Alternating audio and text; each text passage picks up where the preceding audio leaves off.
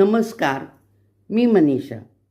काल मी माझा एक लाँग व्हिडिओ अपलोड केला होता आणि तेव्हा विनंती केली होती की मी बऱ्याच दिवसांनी लाँग व्हिडिओ टाकते आहे, तर माझा लाँग व्हिडिओसुद्धा बघण्यात यावा.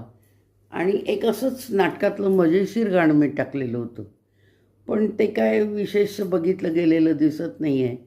तर कृपया माझे लाँग व्हिडिओसुद्धा बघावेत. लाँग म्हणजे फार नाही आहेत, एक 4-5 मिनटाचेच असे आहेत, शॉर्टपेक्षा किंचितसा मोठा.